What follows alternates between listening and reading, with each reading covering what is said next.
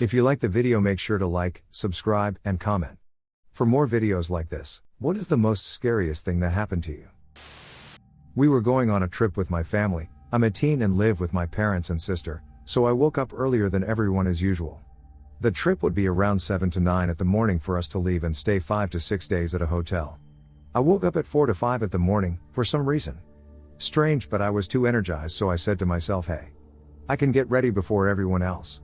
Wore pants, shirt and socks, boom. The only remaining thing was to wear my shoes. And wait. We usually keep our shoes at the shoe stand thing in the balcony. Note, we live at an apartment. Opened the window and boom. A strange dark black figure was there.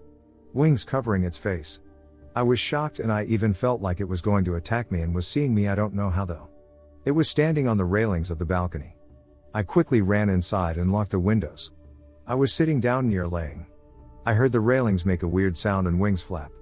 Now I'm not a superhero and I almost shit my pants. So I went to my bed and just slept. I woke up. It wasn't a dream. I was literally ready with my clothes. Only needing shoes. No words. I wouldn't go outside and my mom was annoyed. She got outside, grabbed my shoes, came inside. That's it. It still makes me scared AF thinking of what that thing was. It was probably taller than me. Couldn't be a bat that big. In the spring of 2017, my best friend, who I consider my brother, asked me to babysit his cats while he and his fiancée went to Iceland for a week. My now fiancée, GF at the time, accompanied me, and helped with taking care of the cats. It was Thursday, and we had been sleeping at their house since Monday with nothing out of the ordinary. Around 10 p.m. I was in the living room shutting off the lights, and locking the doors. Halfway back to the bedroom I froze in fear. In the static silence, I heard the loudest blood-curdling female scream I've ever heard. The type of scream you hear in horror movies when a woman is being brutally murdered. I honestly thought, maybe it's just my mind playing tricks. I stood there trying to rationalize what I heard when it happened a second time. Immediately I bolted into the bedroom, and started vigorously shaking my GF to wake her up. I grabbed my keys, all the while whisper screaming to get the hell out of bed. In her groggy haze she kept questioning me instead of getting out of bed. At this point I figured if there were a murderer outside they would have made it to our house by then. I told my GF to stay low to the floor since the blinds in my friend's house were not very good, and anyone outside could look in with little effort. I called the police, and 15 minutes later they showed up. Mind you, we are in the backwoods of Florida, so 15 minutes is fast. Once they arrived they swept the area, and questioned the neighbors behind the house.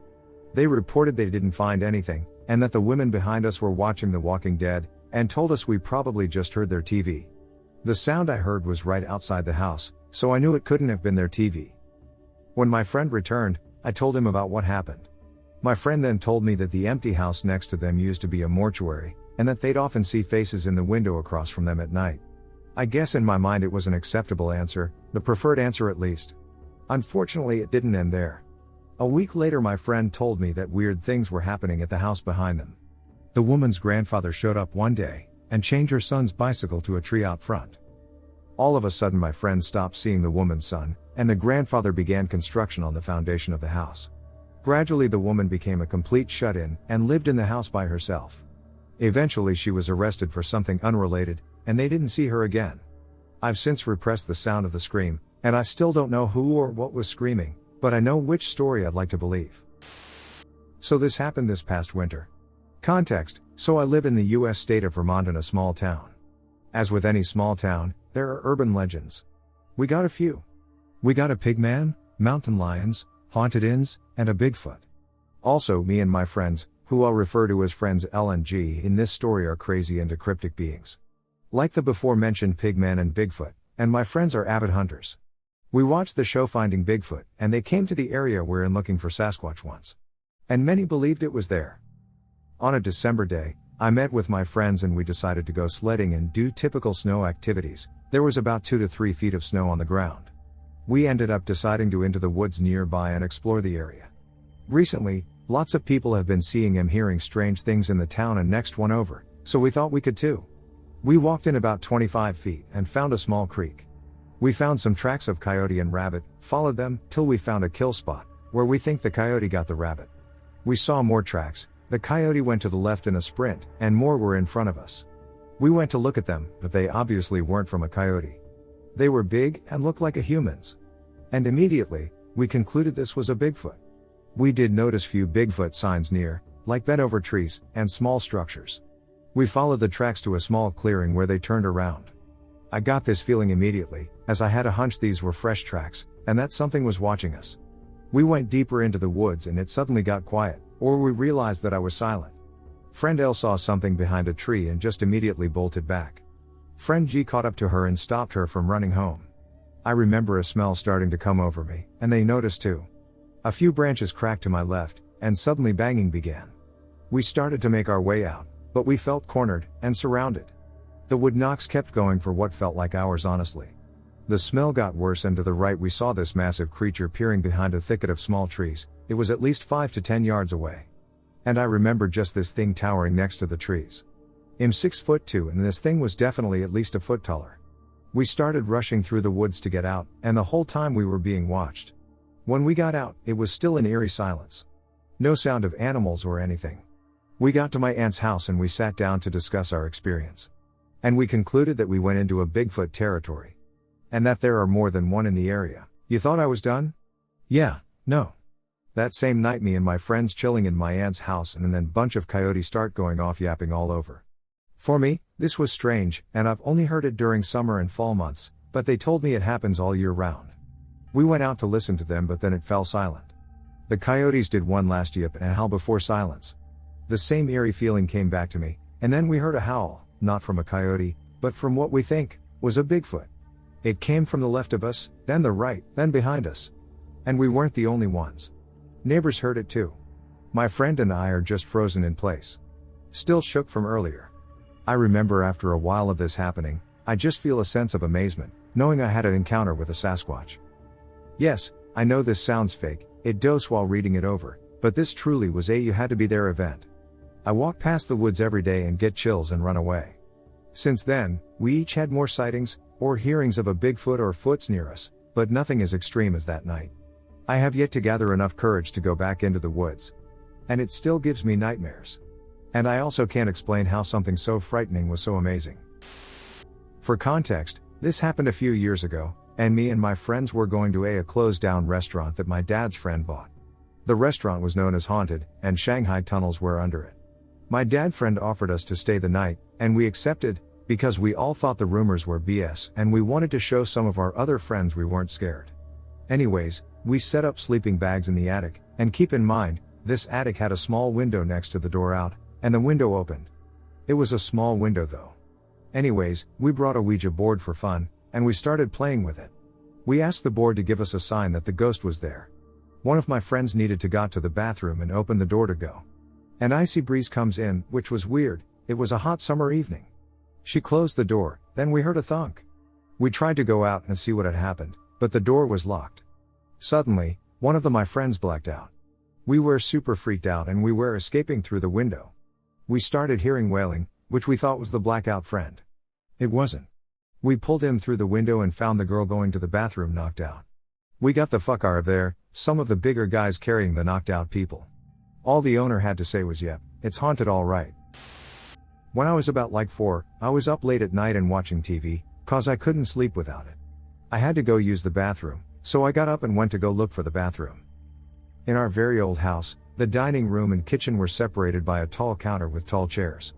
On the right, there was an opening that led to the kitchen. Going past the kitchen was 2 doors, one lead to my parents' room and one lead to the outside. Arriving at the dining room, I see a tall figure with a black hood just standing and facing the fridge. Slowly, I crept towards the kitchen and peeked around the corner. Getting super fucking scared, I ran to my parents' room and sat by the door, freaking out. I take a deep breath and just fucking bolt back through the house to my room, slam the door, turn the TV to max volume, and hid my head under my pillow. After a few minutes my mom came in due to my TV. Nothing will ever top what happened that night. I still don't know what that thing was to this day. My ex is an angry drunk. One night we got drunk for our mutual friend's birthday. The birthday girl and her BF started getting in a big fight, so we separated them. While doing that we got separated and couldn't find each other. I found him after about an hour. He was pissed I took birthday girl home and didn't care about him being at the bar alone with her BF. So he punches my car windshield out and chases me into the house. He catches up to me and pulls me by my head down to the floor. Proceeds to put one hand over my mouth and one hand around my neck. I remember nothing but begging for him to let go. Every second felt like a lifetime without air. On top of him sitting on top of me and the crying I was doing. I never thought I'd ever beg for my life like that. I was literally saying shit like, please just take your hand off my mouth, I'll do anything, please, I can't breathe. Eventually he just snapped out of it and let go in self-pity on what am I doing, and I ran upstairs to my roommates as he chased me again to try to not let them know what happened. Luckily I got to them in time and they called the police. When I was about 4, I was living with my grandmother and my aunt, who was only about 10 at the time. My mom was married to an abusive man and, for a time, they lived with us. Being as young as I was, I can't tell you why my grandmother allowed him to live with us at all. I imagine that she didn't realize he was abusive until he'd been living with us for a while. Regardless, she did eventually throw him out of her house once it became clear that he was no good, and my mother, of course, went with him. But they came back. Not to move back in, but to pick up something they'd left. Someone they'd left. Me. It was nighttime. My 10-year-old aunt pulled me out of my room and snuck me down the hallway towards a bathroom while my relatives screamed at each other downstairs. The details are fuzzy, and I can't remember who all was there, but I feel like it was at least my grandmother, my mom, and possibly my other aunt. I don't know why, I just feel like she was there, too. I also can't remember if our abuser was waiting in the car or if he went in with my mother. Anyway, my aunt locked us in the bathroom, making sure to keep the light off in the childish hopes that if the light was off, they wouldn't know we were in there. But of course they did, and eventually, my aunt was coaxed into opening the door and I found myself sitting in the backseat with a very scary man giving me a very scary, smug grin. Honestly, hiding confused and scared in that pitch-black bathroom, listening to the muffled yells of my family and the terrified whispers from my aunt as she told me that they wanted to take me away but they couldn't if they couldn't find me. I don't think anything else that happens to me in my life will ever top that night. I came home after school, senior year, one day to find out my gran wasn't there. Got a call from her aide at the time to tell me she'd had a massive blood sugar spike, it hit 800 at one point, and had had a stroke while being taken to the hospital. She was in the hospital for a bit before being taken by helicopter to a better hospital in a bigger city, and her doctor apparently told the aide it looked like it was going to be a one-way trip, his words exactly because he was low-key an asshole. I got to see Gran once before she was taken, and she was very out of it. She spent a couple weeks at the hospital, during which time the school somehow got wind of it all, and called me into the office where a CPS/DHS, I can't remember which it was, worker, the principal, and the guidance counselor sat me down to discuss the possibility of my older brother being removed from our home and put into a facility because our gran, aka legal guardian, wasn't home to be with him. They seemed to think that even though I was a legal adult, 18, with a part-time job and plenty of money on hand to keep us both set in Gran's absence, and he was a legal adult, 19, fully capable of taking care of himself while I was gone at school/work every day. The fact he had Asperger's meant they felt he was unsafe at home without me there to hold his hand every second of the day. So I was not only facing the very real prospect of losing my gran, but also of having my brother taken away. I might argue with him sometimes, and I don't always like to be his keeper, but I'll be damned if he gets shoved in some group home against his will when he can take care of himself perfectly fine. Luckily, Gran came back from the stroke miraculously well. A little weak on one side, but otherwise fine. They never took my brother away, though I had to report to the principal just about every day that he was doing all right, and Gran's aide had to make constant trips by the house to check on him and document how he was doing before the CPS/DHS people were satisfied. I've never experienced fear like that before, and I never want to again. I don't know if it's the scariest, but it's up there. When I was 18, I was basically living with my ex, then boyfriend, in his shitty apartment. We knew it was shitty, windows not properly isolated, old carpet on the floor, landlord wasn't available, a broad irk, and seemed to have different concerns than his house and tenants, and the caretaker he had hired didn't really care and was difficult to get on the phone. One morning when we were getting ready to leave for school/work, we realized that all the lights flickered in a weird way. Like they wouldn't turn on properly but instead flicker, turn off, turn back on.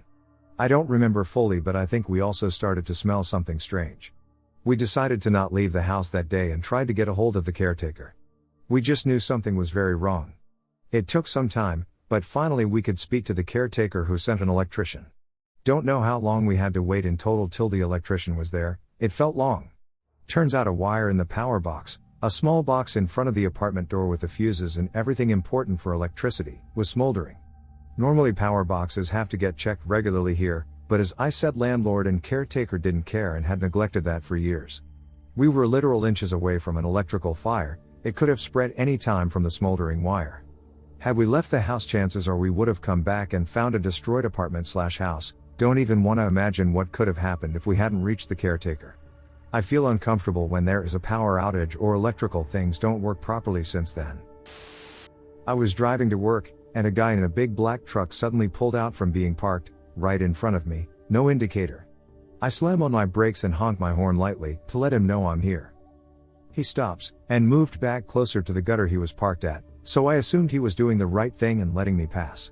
I pause and then slowly pull forward again, only for his car to jerk outward again and almost hit me once more. I'm already halfway past him, so I honk my horn again and continue on driving down the road. Suddenly, I heard this huge blaring horn sound, and the revving on the engine. In my rear view mirror, I can see that the black truck isn't happy I ended up passing him before he could pull out of his park and cut me off. He jerked his huge car out of gutter side and revved right up to me, so fast and close to my car's bumper that I thought he was going to drive over me. I sped up and so did he, screaming out the window at me the whole time and blaring his horn. I practically speed down the road to my work, him chasing me the whole time, until I can pull into the driveway in the parking lot of my work. My heart practically stopped when he also pulled into the small parking lot, and stopped right behind my parked car, screaming his head off and going to open his car door, as I sat in my car, shaking like a leaf.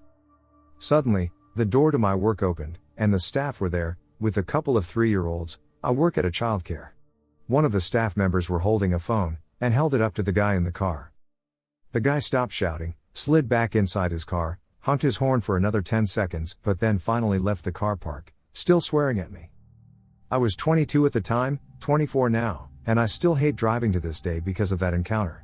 I honestly thought that guy might have attacked me if he didn't have witnesses.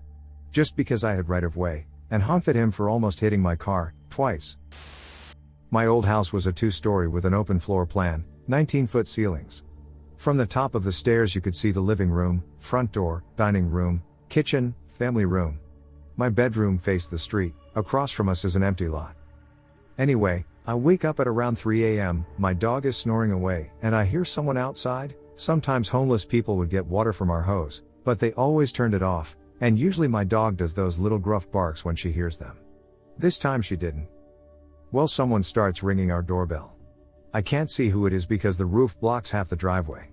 So I go out of my room to see if I can sneak downstairs and see. Problem is our front door is one of those fancy glass ones, so no peephole. And my dad had forgotten to close the window shutters that face our front porch, so I just stood there frozen, hoping the weirdo didn't peek in. I couldn't crawl downstairs because they would be able to see me. That's how open our house was. It went on for about 5 minutes then stopped. Never happened again. I think the scariest part was that my dad was about to go and see who it was by opening the door. Scary in hindsight. I was in West Allis, Wisconsin doing a contract photo job in 1991. Just prior to leaving West Allis to drive home, I had a headache and found I was out of aspirin, so I went to a local Kmart to buy some Excedrin for it.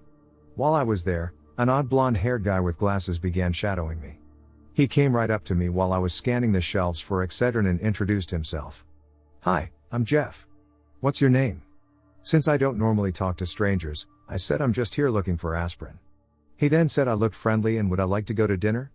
Alarm bells went off in my head and I excused myself and got the hell out of there without buying the Excedrin. I had no idea who this guy was, but he was seriously giving off some weird vibes which set my spidey sense tingling. I took a very circuitous route to the interstate after leaving Kmart to make sure he wasn't following me.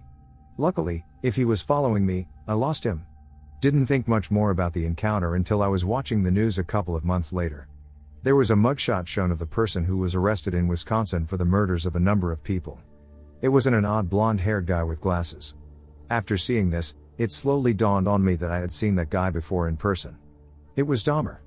I had unknowingly escaped a cruel fate by trusting my spidey senses. Got chased by MS-13 gang members who just killed someone at an abandoned psych ward when living in New York. Long story short, me and my GF at the time came in at like 12 a.m., and we see a group of about 10 kids sprinting down the stairs panicked, saying the building was on fire. This was not true, as the building has been there since the 50s and it was nothing but concrete and steel. They claimed they knew a way out through the tunnels that led underground the entire campus. There was over 100 buildings in the campus. I was very reluctant to follow them, as I had a bad feeling. We did anyways. As they were hopping down the elevator shaft to enter the tunnels, I noticed the leader was holding what looked to be a pipe, covered with blood. He immediately realized I saw, and just like in a movie, we were chased. I ran faster than I thought was humanly possible. We hopped out a window on the second story and got in the car and sped off. A few days later I learned, the kids were running because cops were upstairs investigating the body they left. The area was common dumping grounds for MS-13. I never went back. I was visiting my parents, mom and stepdad, but would arrive late. Like 10 p.m. Nobody except me is home. I asked my mom when they'd be back and she said not till the next day. I immediately went to what used to be my room, hooked up my Xbox and gamed for a few hours. A bit after midnight, I start falling asleep when the sliding glass door in the living room makes a noise. I didn't think anything of it. Then it starts jiggling. Then I hear it slamming against the door stopper. I shot out of my bed and see a man at my deck trying to get in from my window. I grab this Bowie knife my bio dad gave me from his time in the Navy, and I just sit in my room waiting by the door, literally on the phone with 911. I was mentally prepared to stab somebody to death. You see, the reason I was so sure that somebody was breaking into the house was because there had been serial, armed break-ins all around my parents' city. Anyways, I'm sitting at my door, knife in hand, about to talk to the 911 operator, literally ready to kill. Then my stepdad sends me a text asking if I could let him in. He forgot his keys and didn't really realize I was home, and kinda forgot that I would be home, until he went back around to the front and saw my car.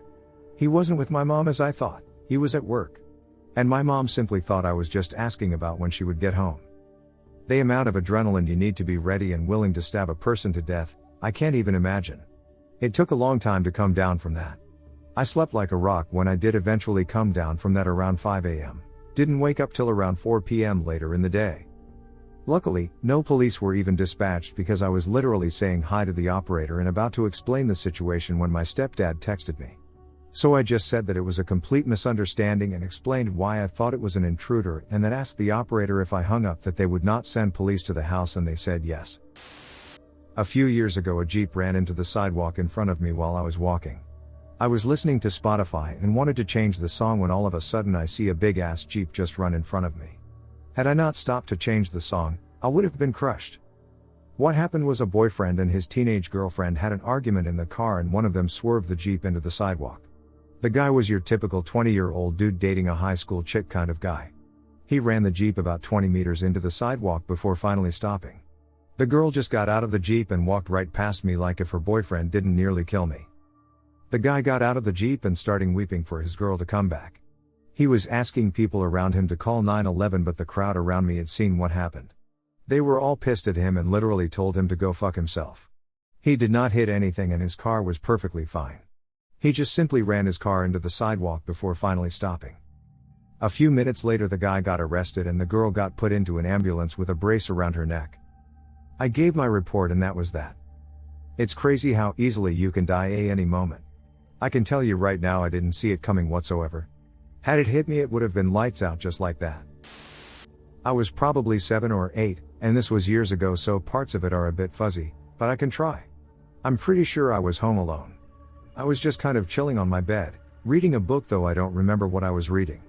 I remember after maybe 30 minutes of reading I felt a very cold feeling on my left arm I think, getting goosebumps but only on my left arm. I looked over instinctively but saw nothing. Being 7, I set down the open book and said aloud, "Ghost, do you want to read it?" I remember staring, frozen, as the pages turned slowly. Sometimes it would sit for a while before a page turned again, other times it would go back and forth, but I was simply staring at it in utter confusion and horror. I snatched the book and closed it, leapt up from my bed and shoved it into my bookshelf, grabbed another book, jumped back onto my bed and began reading, all while turning it over in my head. After about 15 minutes, I suddenly felt something pulling my hair, hard. I yelped in a 7-year-old way and jumped up, tossed the book down and ran down to my living room and I think I fell asleep on the couch. This was at like 8 p.m., until my parents returned an hour later. I don't remember much else, but I don't think they believed me. Now, when I read by myself, I always have that memory lurking in the back of my mind behind all the colors and pictures of me picturing the scenes of the book. Scarier things have happened to me, but this one still sticks out. I was riding my bike in the middle of the night and started hearing a woman screaming from inside a mall parking lot. I rushed over to help and found a man on top of her beating her senseless. I threw my bike down and shouted at him to get off of her. He got up, charged at me, and we started throwing punches at each other. At some point he decided to grab my bike and swing it at me, but it was heavier than he thought and he slipped for a second, allowing me to get a really good shot, and that staggered him. He decided to stop fighting then and began to start cursing and insulting me instead, calling me a wannabe hero, and some racial stuff. Glad he stopped swinging at least, since I had taken a few hits myself and was very close to getting my ass kicked. Turns out they were a couple that gotten into an argument, and at this point I realized we're both meth heads. She came to his defense, absurdly, and tried to convince me he wasn't like this normally. It was just so sad. I did convince her not to go home with him, and he started raging again. He got in his car and half-heartedly tried to run me over for a minute, then left.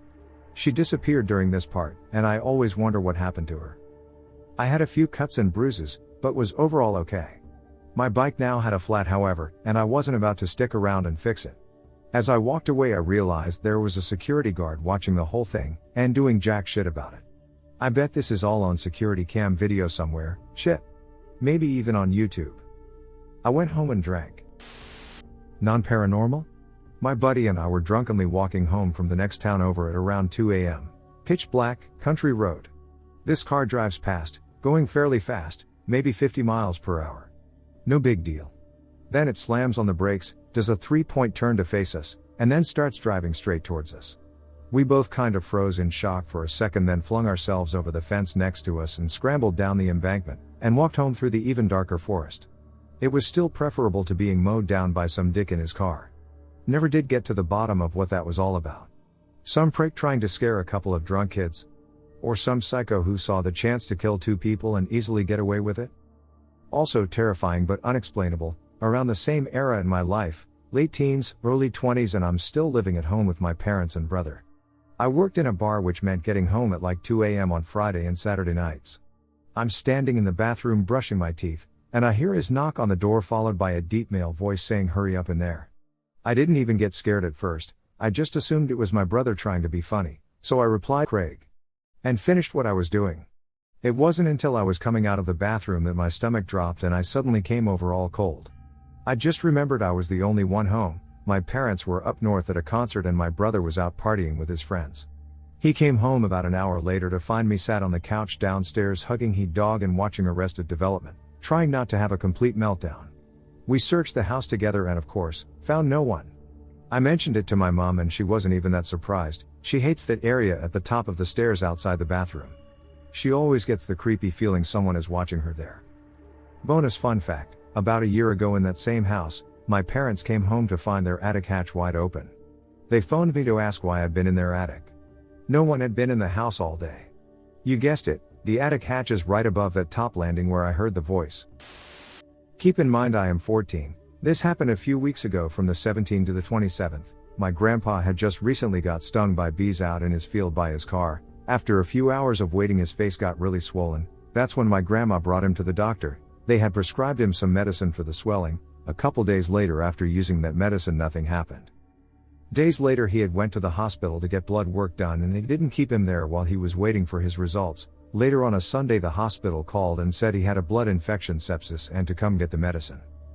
He had been reading up on the side effects of the medicine and said that he didn't want to die. This was on the 27th.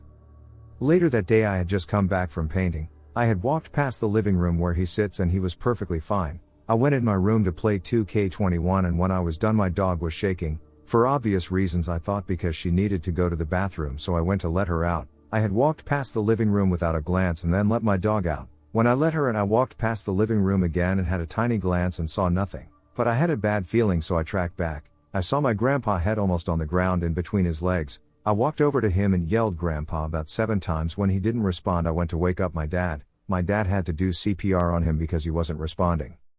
I had realized at that point I had walked in on a dead man. I took classes after school to improve my grades. Usually it was dark outside when I had to walk home. I was in college and practiced judo for 2 years. I tended to be friends with the thug in the class every year. They must have found me interesting. I meet one of them on the way. We go through his neighborhood. His friends see me with him. I had the face of a victim with the body of an assassin when I was 13 years old. It certainly intrigued them to see me with a classmate. They try to intimidate me and it works. The problem is, when I was scared I tended to talk like I was even meaner than my opponent. Unsurprisingly, one of them didn't like it. He decided to be more serious than the others and wanted to make me crack. My friend lied when he said that my father was in the police anti-criminal unit. Everyone leaves me alone except the one who did not appreciate my attitude. My friend decides to accompany me to my house because he feels that his guy is not alone in his head. We arrive on a bridge over a national road. He's fed up and threatens me with something sharp. I make him understand that I don't care what he says. Just when I thought that's it, I'll send him over the bridge, my friend intervenes and orders his friend to go back home.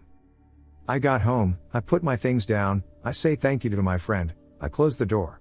And then I sit down and cry. It was one of the most dangerous interactions of my life. Later I learned that this guy assaulted people and then went to jail for violent crimes. I got a call in the wee hours from my insane/histrionic mother. I'd let the machine pick it up because I didn't wake up in time. Long story short, my father was in the ER. She didn't say for what or how bad it was. Just, "You'd better just come home now." By way of background, I didn't trust her in the slightest. I knew that whatever had happened, she'd use it for attention and drama. Also, I'd been living in terror of her outliving him. He'd abused his health for years, heavy smoking and drinking, terrible diet, sedentary etc. She'd been entirely dependent on him for decades, and not just financially. He drove her everywhere, did all the errands, etc. He also gave in to her insecurities and gave up any outside social life. She felt threatened by anyone else getting our attention and threw fits whenever I made a friend or two. I knew she'd have expected me to take over his role and do the same thing. Instead of going to their apartment, I called the hospital. They weren't allowed to give out details, but told me there was no immediate danger. I waited till a more reasonable hour, rounded up a friend for moral support, and we went directly to the hospital. It was about a 2-hour drive and the whole time I kept thinking about how I was still financially dependent on them partially and how trapped I'd be if he died. He recovered from this crisis, pulmonary edema, though was found to be diabetic. He ended up losing a leg below the knee because of the foot problems he complained about but never had treated. A few years later, I was able to support myself financially and cut my ties with them. They'd both been abusive my whole life. Still, I never knew what it meant to feel safe till the evening a cop came to our door to tell me she was dead. I rather shocked him by asking if she'd taken out anyone else with her. Phew, she hadn't.